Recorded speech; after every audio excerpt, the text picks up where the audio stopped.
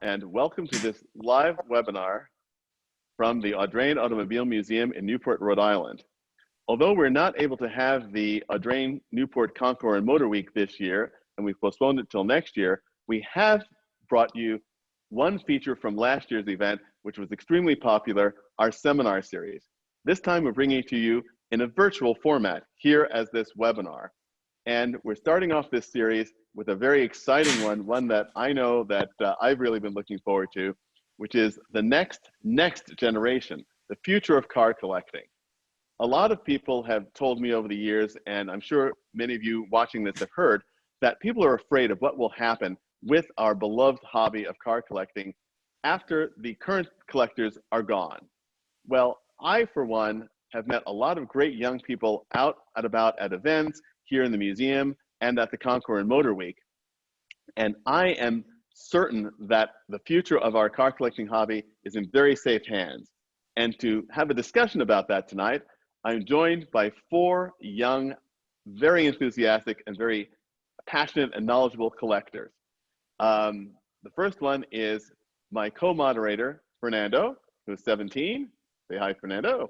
Hi everybody. I'm Fernando. We have Oliver, who's 13. Hello. We have Nate, who's also 13. Hello. And Bren, who's 10 years old. Hi. So what we're going to do tonight is we're going to have a conversation about what brings the love of cars out in all of us and why we discovered this so early and what was the spark that made it happen. So I'm going to start with you, Fernando, because Fernando's been working with us here at the Audrain as an intern in our car storage facility and working with us as we make our presentations like this video presentation, setting up our exhibitions. And he's somebody who is rather unusual for a 17-year-old and in his enthusiasm for cars. And what is unusual about your particular enthusiasm, Fernando? I would say that I'm unusual for a 17-year-old because most enthusiasts, car enthusiasts my age, go for the exotic modern stuff, the hypercars and all the, 918 Porsches and Bugattis and all that crazy stuff, which is fine. But, I like pre-war cars, really old stuff, 100-year-old cars that are, they're still running and driving and simple but yet so complicated, and they're all super different, which. And when you say pre-war, Fernando, what exactly do you mean? Make that definition for us. Pre-war cars are pre-Second World War, mostly. So, and three different eras, basically. The brass era, which was from early on until like 1912, 13, 14-ish. And then the nickel era, which went on until the late 20s. And then the classic chrome era, which was until the Second World War, just about. And each of those three eras have unique cars and marks that make them significant, and I like them, all three of them. I like brass a lot because they're old and primitive and nice and shiny to look at, right? Well, it is the visual that attracts us first and foremost. So let me ask you this question, Bryn. What are your favorite kinds of cars? My favorite kinds of cars are the modern Japanese cars. The people put new mufflers on. Some of them have the little Dorito motor. And they're very loud and noisy. And, well, they have a lot of energy in them. They're fun to be around. Excellent. Yes, I can understand. The way a car sounds makes a big difference. Sitting here in the museum right now tonight, I've got two great old race cars behind me from the 1950s, and they're beautiful cars to look at, but they're really great to hear the sound of these cars. So Nate, I'll ask you the same question. What kind of cars are your favorites? I honestly like all cars. I really like German cars from any time, really. I've always loved Porsche or Porsche. Very good. I wasn't going to be the language police here, but I can be if you want me to be. So, and how about you, Oliver? I'm like, it depends what car it is. I like old cars sometimes, and then I would like newer cars, but mostly it's more like 1980s and basically to now is the cars that I'm into. So I'm a big fan of hypercars and supercars, not necessarily Lamborghinis, but more like Bugattis and Koenigseggs and Ferraris. That also brings up a very interesting point, which I'll cover with all of you, since Fernando mentioned that he likes very, very, very old cars. You mentioned old cars, Oliver. So what to you is an old car? I would call really anything from the 1960s, but before that, an older car. Like said, Fernando, that's a really good example of an old car. I mean, old cars that I would like would probably be like 1960s and 1950s, like the D-Type behind you, and GT40, stuff like that. And Nate, when did you first discover that you really liked cars, that they were something really special in your life? How old were you? Do you remember? I don't remember how old I was. My dad worked at a Volvo dealership before I was born, and he stopped working there after I was born. But It had nothing to do with you, though. No.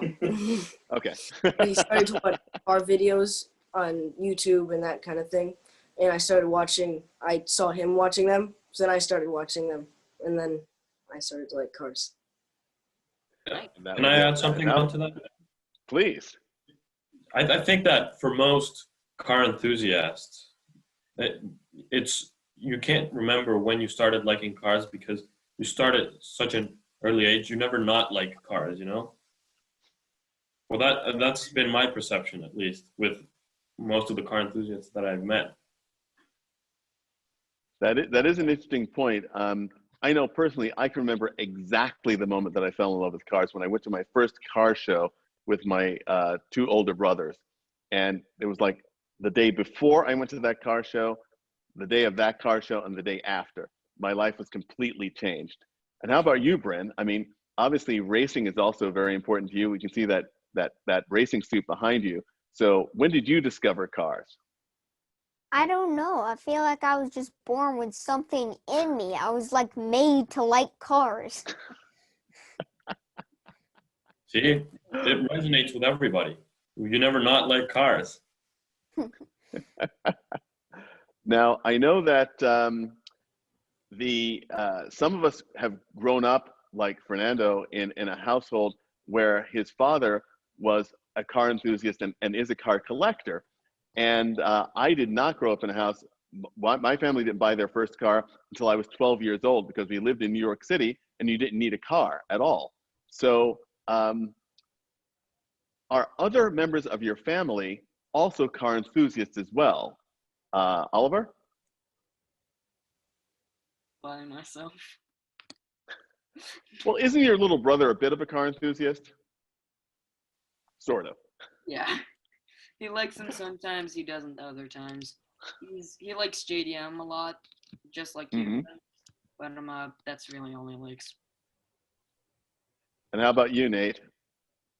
Well, my dad likes cars, and I know this doesn't not immediate family, but my grandpa, he has a 1966 Ford Thunderbird, and cool. Very, very, very nice. And that is immediate family, by the way. It's okay. And how about you, Bren? Well, for a long time, actually for not that while, but for a few years, I was kind of by myself, and then something happened, and now my dad likes cars. That's right, because if you can tell everybody where it was that we first met, where was that? Is where we first met was at the Amelia Island Concours d'Elegance. Exactly. So considering that you're the big car enthusiast in your family, you were the one that brought your parents to the car show. Yes. So, Fernando, again, because your father is such a great enthusiast, what do you think your enthusiasm has brought to him in his enthusiasm?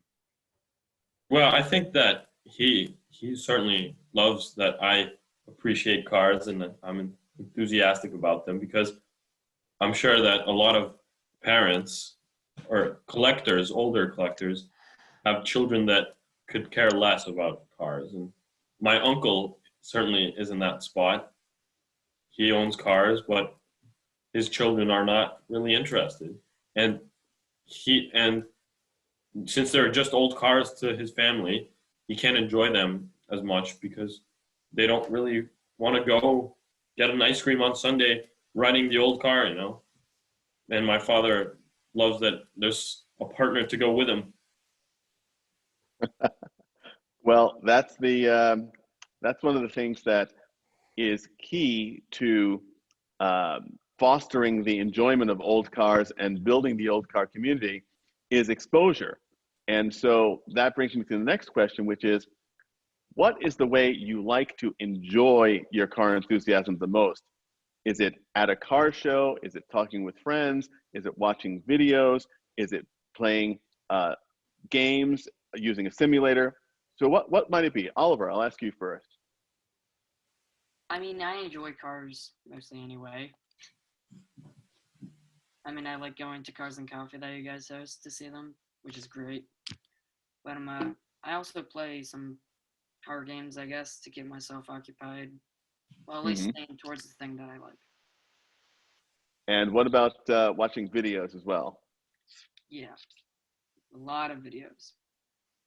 A lot of videos. And what type of videos do you like to watch? Racing videos, driving videos? I like raw footage of cars like going around a racetrack or something, or like driving around. I think they're kind of cool. The automotive That- YouTube certainly exploded in the past 5 years with Mhm. guys like Doug DeMuro and big channels, just millions of subscribers that just exploded, extremely popular, which I think has helped the enthusiasm, but certainly not for antique cars. There, because what these guys do is it's all new stuff, Yeah. reviewing new stuff and driving around in new stuff. So. And Nate, how about you? How do you like to enjoy cars? Well, I know it didn't happen this year, but there's the British Car Show in Bristol down at Independence Park, and my dad and I went last year, and I always love going there, and it's just so cool because there's like one time it was an older Land Rover, and then right next to it was a brand new McLaren, so it was just cool, just different kind of cars there. I also like watching a lot of the car review videos on YouTube. Like if I'm not, that's normally what I do the whole day, honestly. And Bryn, how about you? What's your favorite thing to do with cars? I like to enjoy cars via some of these toy cars. They can be very elaborate sometimes. Like this it was a Porsche previously. I like to enjoy cars with the toys, and I also like to enjoy them via games sometimes. Yes, indeed. I understand that you're a very big gamer. So, what are your favorite games with the cars? Well, one of the games that ever since we went to GameStop that one day and bought Forza Horizon 2, we love Forza, and we've bought a ton of Forza Motorsport games and the newest Forza Horizon game since then. So we're definitely a big Forza fan. And did you follow? Sorry, go ahead, that, Fernando. and it was a good game. Yeah, it's certainly a lot of fun. But then, you guys are too young, but you'll know when you start driving, video games are nothing like the real thing. And you're Well, it's a very interesting thing. It's a very interesting thing that you bring up, though, Fernando, which is the fact that, of course, all the leading race car drivers spend a lot of time on the games to really learn the tracks and to hone their craft. And especially now, when a lot of the seasons have been canceled, a lot of the racing did go virtual for a while. So, Bryn, did you watch any of the virtual racing that went on that the professionals were doing? I think I watched a very small part of the virtual NASCAR race that they did instead of one of the real ones. Mm-hmm. And what did you think? What do you think of that as opposed to watching a real NASCAR race on TV, for instance? Well, it's about how you would expect it to be. It definitely looks kind of realistic and kind of gamey, but it's not too bad in comparison to the normal thing. And Oliver, what about you? Did you watch any of the virtual racing that went on in any of the series? 20 minutes of the NASCAR one, or at least one of the NASCAR ones, or the Indy 500. Didn't watch the F1 race, the real F1 race, but I'm seen the NASCAR one or the Indy 500, and all I know is that kind of went downhill. Forget what part I watched it, but it went downhill quickly. How about you, Nate?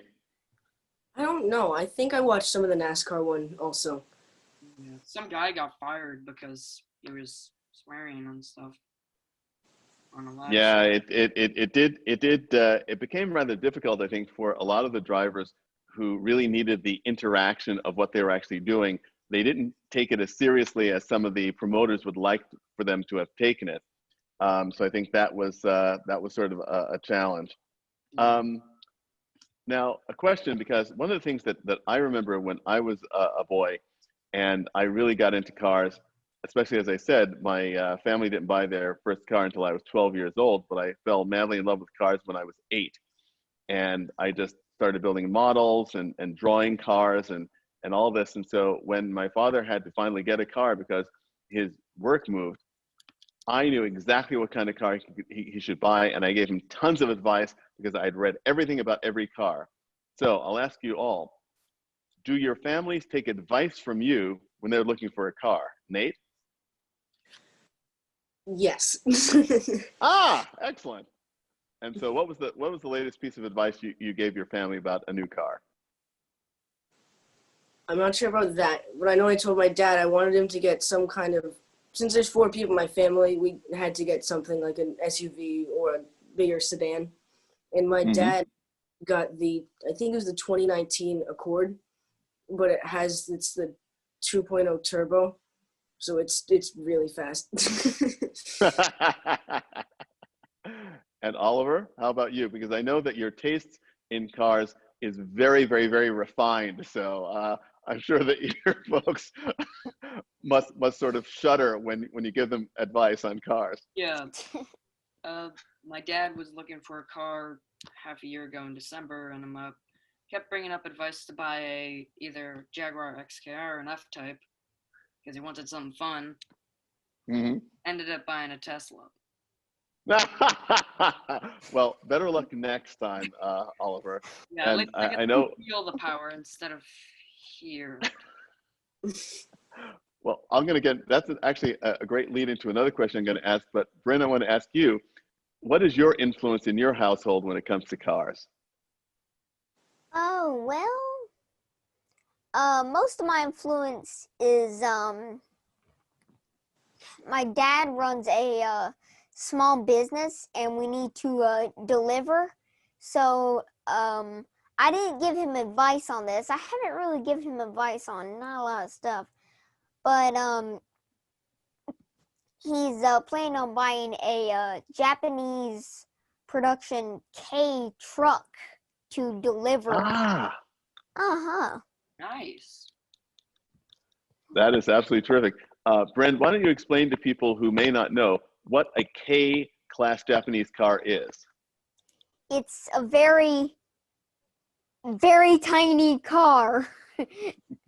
There are some crew cabs with beds, but the bed is useless. You could hold like a shovel in it. Anyway, yeah, they're amazing. Mm-hmm. They're amazing, and the K vehicles are very, very collectible now, because people, it just brings a smile to your face when you see one, and they're just absolutely great. And you know, when you visit Japan, you'll see why they invented those cars, because it's very crowded and the roads are very small.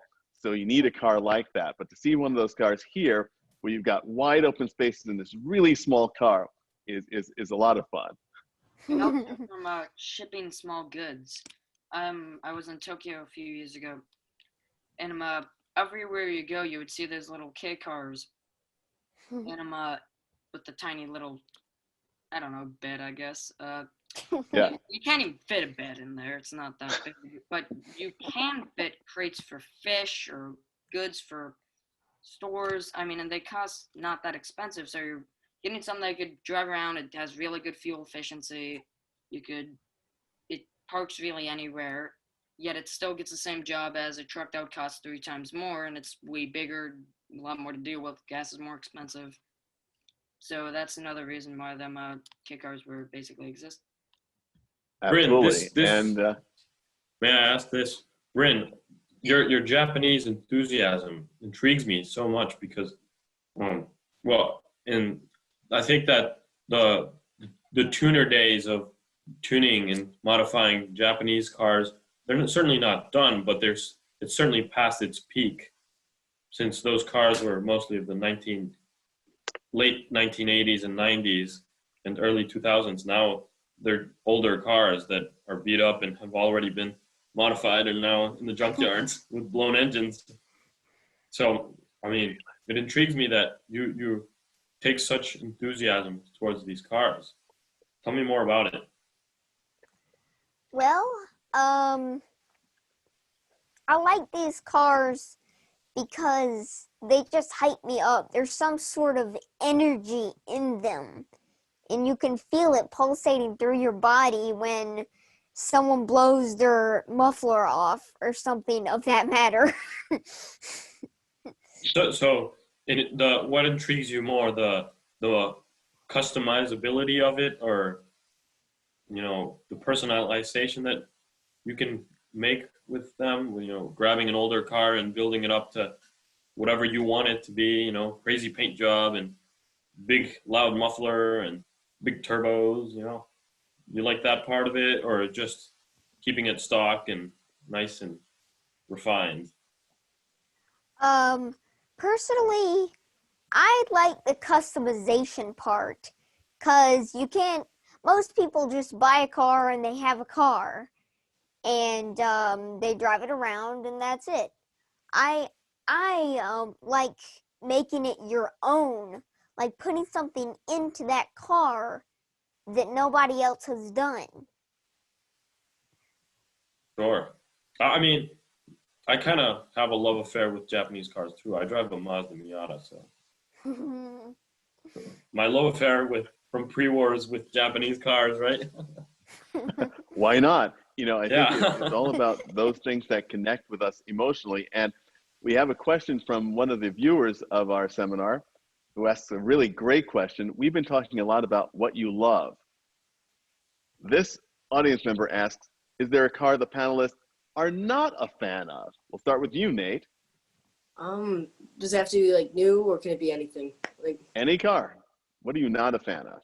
it's a little funny, but you know the Fiat Multipla, correct? Mm-hmm. That car I can't stand. The old ones are really cool, but the newer ones are really, yeah, I get it. Are you talking about the new ones, the later ones, Nate, or the old ones from the 1950s? The later ones. The later ones, yeah. Have you seen one of the older ones from the 1950s? I don't know. I think so. They're Yeah, fabulous. it's a very, very interesting car. It's probably the first sort of cab forward car. The windshield is right over the front wheels, so you sort of sit right at the front of the car. As my friend Jay Leno likes to say, that the great thing about a car like that or a VW bus is that when you have an accident, you're the first on the scene. But so Oliver, what's a car that you're not a fan of? I know a lot of people aren't gonna like this, but I'm not a big fan of muscle. Okay, Yeah. and why is that? just don't really like the whole thing of like big, loud, chunky V8s. Yeah. Well, that's what it's all about. Bryn, what's your least favorite car? Well, one of my least favorite cars is the 80s Buicks and Mercuries and that style of car. I picked Big like, land yachts. yeah, I feel like just picking a random one of those and chunking it off of a cliff. That's a strong emotion, and that's what we like about. That's why we are passionate enthusiasts, because we have strong emotions. Now, Fernando is somebody who has no opinions whatsoever. It's so difficult to get him to express himself. So, Fernando, what cars don't you like? Well, we can. There's a long list. Just pick one for the sake of this evening. I mean, I don't like cars from after the 70s, the later 70s, when after the gas crisis, cars really certainly took a bad turn, I think, because little engines, not a lot of power, bad automatic transmissions, trying to save fuel, and certainly the passion was lost there for a little bit. Certainly in American cars and European cars too. Japanese cars, there's some good ones, but especially after the 1960s, beautiful cars, Alfa Romeos and the F40s and the GT40s, the Fords, and Ferrari Daytonas, and certainly the later 70s, bad era. Well, it's a very interesting thing, and one of the things that is very fascinating for me is that all of you are coming of age as car enthusiasts in a time that will probably be looked back on as a golden age in cars, between the hybrid cars, electric cars, the internal combustion cars that are performance-oriented, comfort-oriented. We probably have a wider range of cars on the market today than you certainly had coming up in the 1970s. And I remember something slightly different, but equally varied. And that brings me to all of you are going to be driving. Well, Fernando's driving now, but Oliver, Nate, and Bryn, you're going to be driving sooner than you think, and probably sooner than maybe your parents want. But nonetheless, what do you want your first car to be? If you were getting your license tomorrow, and you could go out and pick the car, what would you want it to be? Nate. Well, everybody in my family knows it. I really want a Miata. I've always loved them. I just think they're not, like I said, I watch car reviews a lot on YouTube, and I've just seen how now they say how much fun they are. They're fantastic. Yeah. I daily drive one. They're fabulous. I don't care if it's. Yeah, I also used to own one, so we've got 3 Miata fans here. Absolutely terrific cars. And Oliver? Geez. I mean, I would try to find a good deal on a Jaguar XKR because those are trading pretty cheap these days. I mean, for what you get if you could buy an XKR for less than 15 grand, which I've seen a few pop up, you could buy. Certainly good value for money there. Yeah. So a sophisticated car for not a lot of money. Yeah, I mean. What do you like about the XKR, Oliver? Yeah, it probably has to be that it comes stock with a supercharged V8 powering European 500 horsepower plus supercharged V8, and it just sounds insane. I mean, the car just, you have as if it was a mix of low RPM from like a very bad sounding Ferrari and mix it a little bit with a very loud, chunky V8. Yeah, that's certainly a good choice. Yeah. Yeah. I mean, the sound itself, it just, stock exhaust will blow anyone away. Yeah. That's things I like of it. It's a very unique car for what it has to offer. There's certainly a lot of good deals out there for a lot of car for not a lot of money. Yeah, I hear a lot of people like, especially parents of like car guys, they're like, well, you can't really buy really fun cars for a very cheap option, such as like you could buy a new Prius for 23 grand versus you could buy something like try to find yourself a good deal on an XKR, for example, or try to find a Mazda Miata. I mean, you could have fun cars that even then you could still mod and have 20 grand that you spent into a car and have a car that's just so much better. Yet people still think there's no good options. Oliver, that's a great lead into the next question. But before I go on to that, I need to get our answer for this question from Bryn. Bryn, you can get your license tomorrow. What's the car that you choose? I think if I had my driving license tomorrow, I would either get one of those production cars that can only hold like a shovel and an orange, or a 1993 Mazda RX-7. I don't know what is up with those cars. I just love them. Good one. Excellent, fantastic. So, well, obviously Wankel the rotary, manufacturer right? that has won this round is Mazda. Clearly, so we need to look.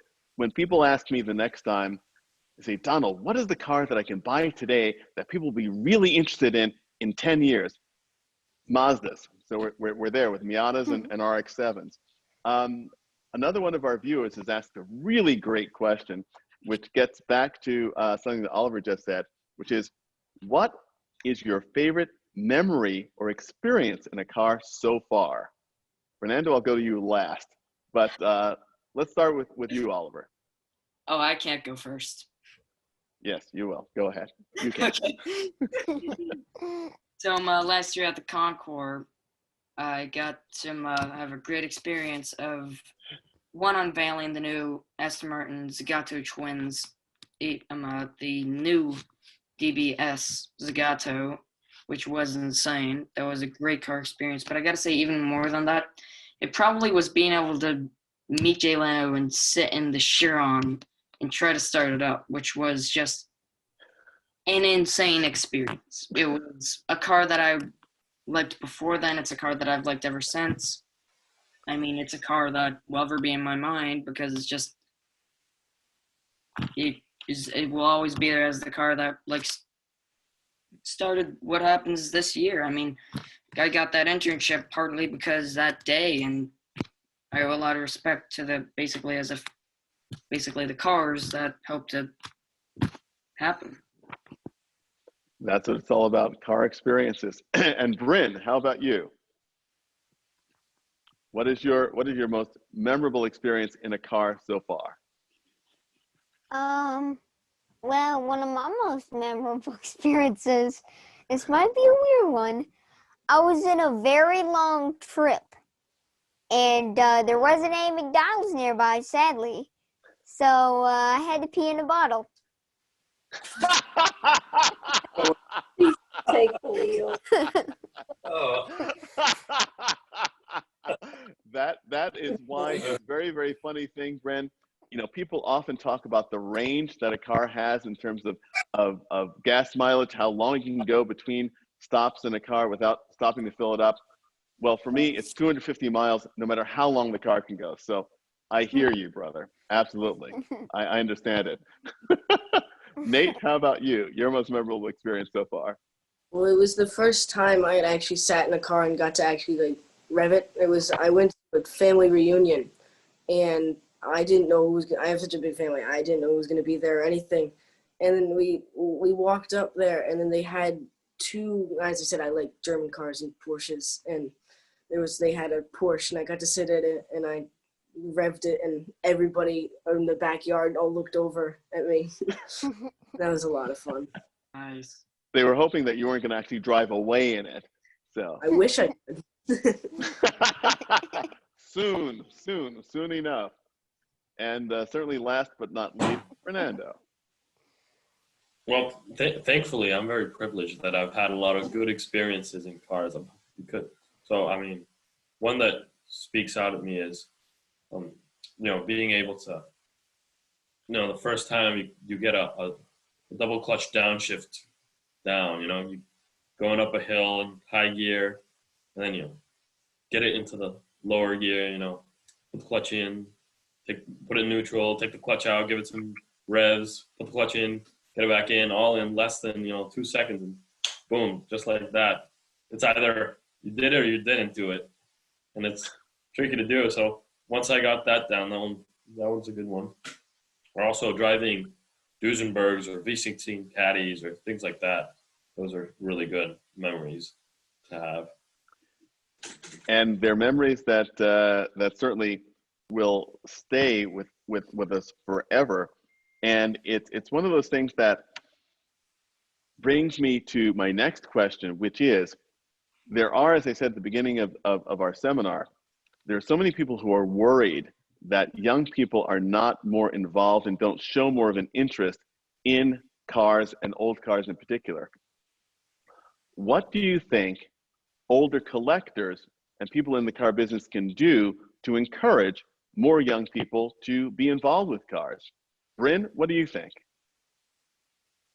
I think more car shows. We need more car shows. And I'm not talking about all muscle, all American car shows. I'm talking about everything. Like you can see a Lamborghini and then a BMW and then a Challenger. That would encourage all kinds of car lovers to love cars even more. I couldn't agree with you more. Oliver? I really don't know. I mean, once again, car shows, car meets, cars and coffee. That's really what keeps it together. I mean, that shows people what it's like to like cars and how much it means to them. Share stories, get other people interested, and it just basically keeps the whole car community family going. I'm going to come back to you, Oliver, because I've got another point which I think you might want to think of. But Nate, I was gonna say what the do you same think thing as that the Bryn. car community can do? I agree with Bryn about how like the car shows, and I think something else that would be really good for that is that I understand that if you have like a one-of-one car, you don't want anybody touching it or like getting in. But I mean, if you have a car that just letting someone sit in a car is just, I feel like that changes everything about your perspective of the car. Absolutely, Nate. I think that there's too many owners of good cars that are too worried about them and don't let people get in them and or don't drive them enough. And my father and I were totally opposites of that. If people want to drive them, young people, older people, if they want to drive our cars, we'll give them a short lesson and they can drive it around some and they get that bug in, and once it's in their system, they'll get something someday. That is absolutely the key point. I think that you could not be more correct, Nate and Fernando and Bryn and Oliver, because it's about exposure. It's about being getting access to the cars, and that's one of the things. Certainly, Bryn, the way we met at Amelia Island, Nate when we met at the parade, Oliver when we met at the Concours and Motor Week last year. I've met so many young enthusiasts at car shows around the country and around the world and at car events who are very excited to be there. And when people take the time to talk to you, to show you their car, to let you sit in the car, again, Oliver, I said it's going to come back to you because you were having a wonderful time at the Concours and Motor Week last year. I could see it on your face every moment. But that moment at the gathering when you were invited to participate in that unveiling, it lifted it to a new level. And that happened because you had the opportunity to have it happen. And I think that if more enthusiasts and more people in the car hobby can let young enthusiasts like yourself have those kinds of experiences, that I think makes a big difference in everything. Fernando is not a weirdo because he's 17-year-old and likes 150-year-old cars.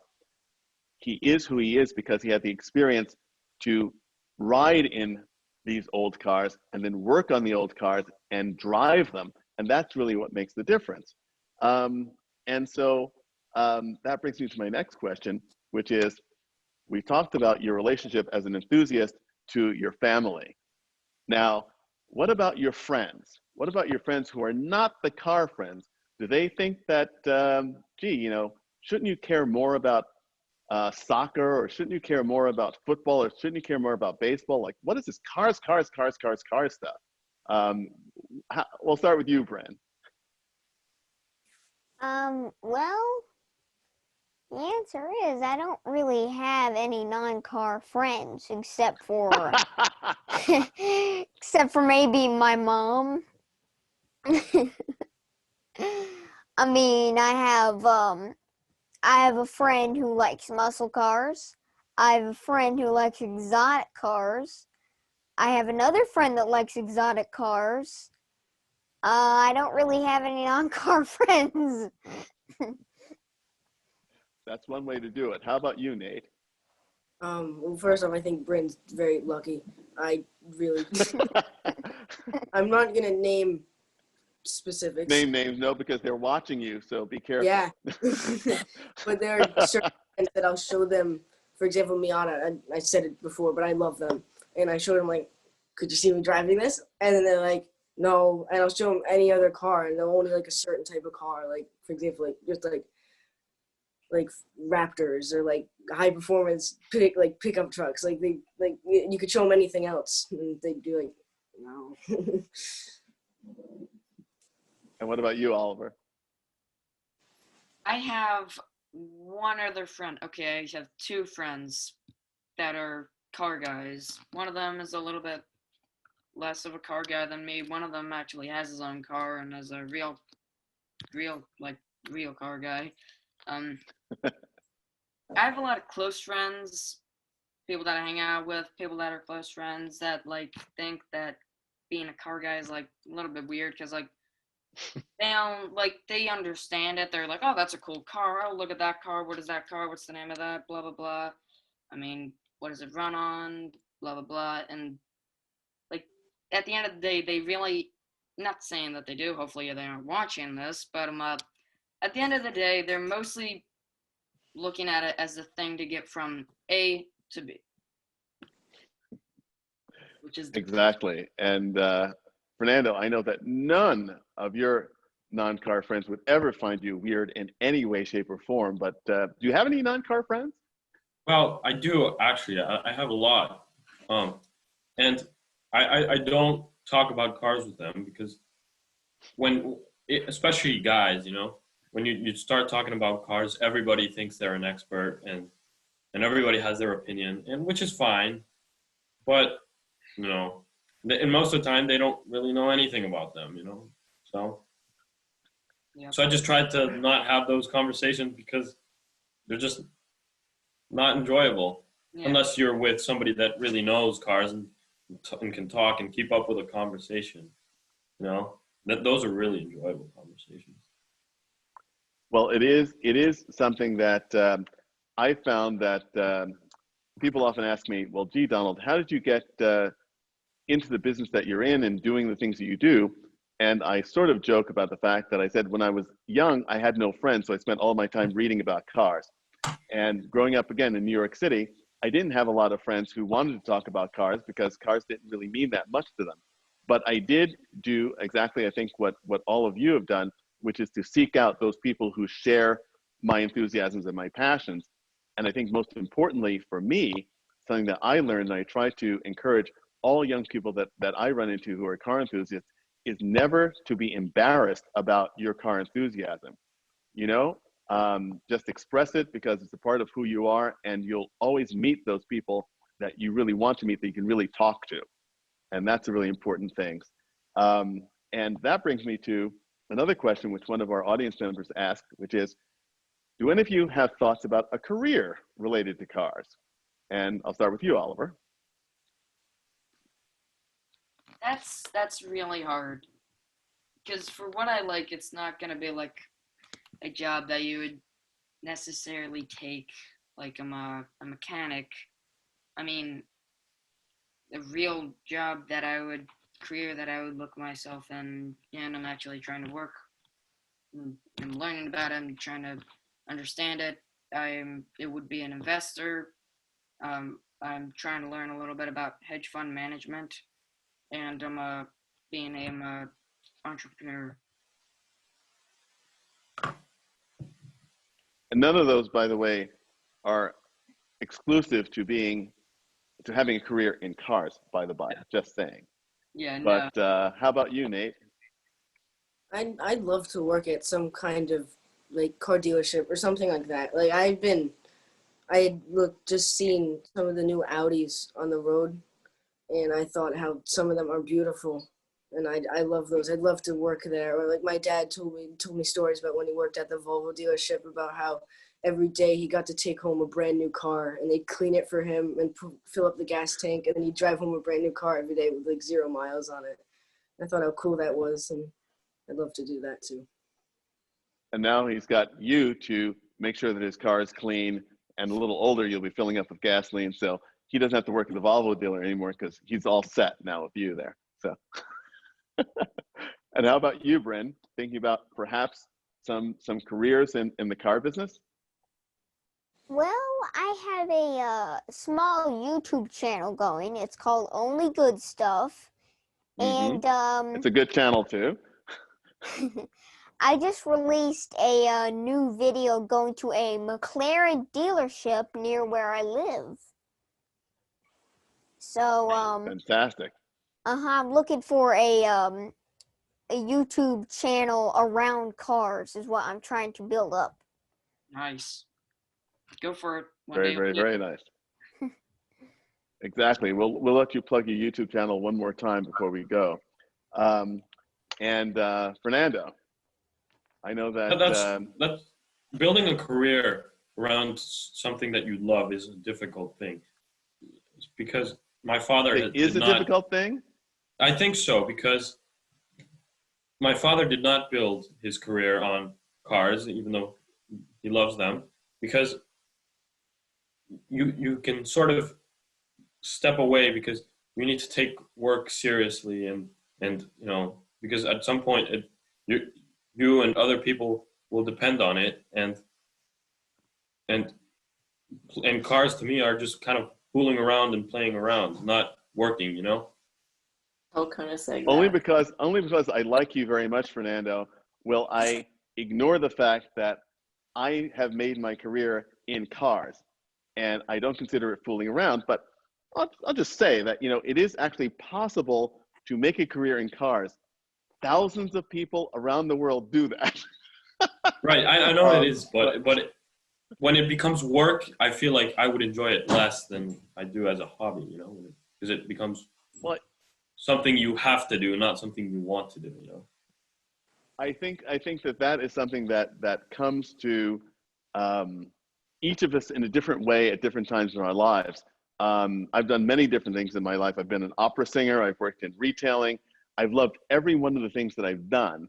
And I really love what it is that I'm doing now, which actually combines all the things that I've done through my life, which have been very different. So just be careful. You might end up in the car business after all. Our last question tonight is something that also a question that comes from our audience, and I think it's a really terrific question, which is, are any of you doing any odd jobs to save money for your first car? And I'll start with the entrepreneurs in the group. Bryn, are you saving for your first car yet? No, not really. I've Not too early, you know. yeah, I guess. I've saved up $500 for something I wanted, but I think the price is gonna go down later, so I'm still saving. Excellent, smart thinking. And Oliver? I'm investing at the moment, investing in my stocks, and I'm about to pull the trigger on buying a few Tesla stocks after the split on the 31st. Hopefully that will do pretty well. Analysis people are gonna say it's hopefully gonna go up to $200 up in the first day, which would be great. Now, is any of that investing specifically earmarked though for your car fund? Yes and no at the same time. Half of it is like I want money for myself. the other half is I want to save it, and then like a half that kind of exists but doesn't exist is there like, well, what about a car in the future? So that's a priority that I think of sometimes, and then other times I'm just like, well, one day I'll be able to get one, and then the other half of me is like, well, you should probably start saving now. And Nate, how about you? I'm not really doing anything, but my new rule is that any penny I collect, I'm putting it away for my first car. Miata. Fantastic. Fantastic. Yes, for your first Miata. And Fernando, how much do you have put away for that Pierce Arrow? Oh, not enough, unfortunately.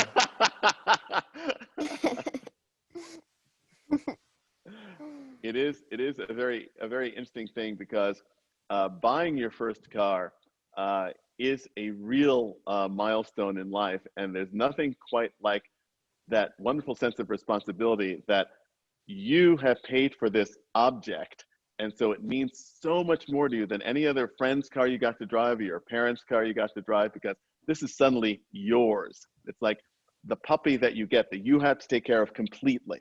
So there's nobody else to turn to, and it's a wonderful, wonderful feeling to have. And I know that you all will do a grand job with it. Well, that's all the time we have for tonight's seminar. I really would like to thank all of the people who joined us tonight. And after tonight, this video will live on our YouTube channel, the Audrain Automobile Museum YouTube channel. So be sure to tune into the channel and subscribe if you're not a subscriber already. And speaking of YouTube, Bryn, just give us your YouTube channel one more time. So my YouTube channel name is Only Good Stuff. Only Good Stuff. All right. And I'd like to thank Bryn, Nate, Oliver, and Fernando for joining us, and hopefully for giving you a bit more of an insight to how healthy the collector car hobby will be for generations to come. Thank you all very much, gentlemen. Thank you all for watching.